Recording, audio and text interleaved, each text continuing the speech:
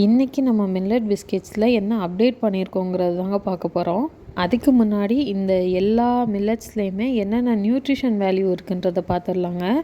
திணையில் வந்து அயன் இருக்குது, சாமையில் calcium phosphorus இருக்குது, அதே மாதிரி குதிரைவாளியில் மெக்னீஷியம் அண்ட் பொட்டாசியம் இருக்குது.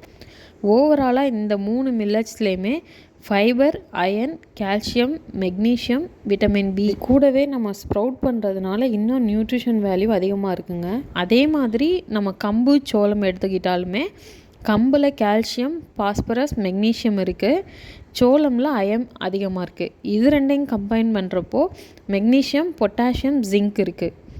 ஓவராலாக நம்ம இந்த மில்லட்ஸில் பார்த்தோன்னா கிளைசெமிக் இண்டெக்ஸ் வந்து லோவாக இருக்குது. ஸோ சுகர் பேஷண்ட்ஸ்க்குமே இது வந்து சூட்டபிளான ஒன்று. முன்னாடி தனித்தனியாக மில்லட்ஸை வந்து எது கேட்குறாங்களோ அதில் பிஸ்கெட் பண்ணி கொடுத்தோம். இப்போ திணை, சாமை, குதிரைவாளி இது 3ஐயும் ஒன்றா ஸ்ப்ரவுட் பண்ணி ஒரு பிஸ்கெட்டும், அதே மாதிரி கம்பு சோளம் இது ரெண்டையும் ஸ்ப்ரவுட் பண்ணி ஒரே பிஸ்கெட்டாக கூடவே கருப்பு கவுனி பிஸ்கெட் அண்ட் ப்ரௌனிக்கான மாவுமே நான் ரெடி பண்ணி வச்சுட்டேங்க.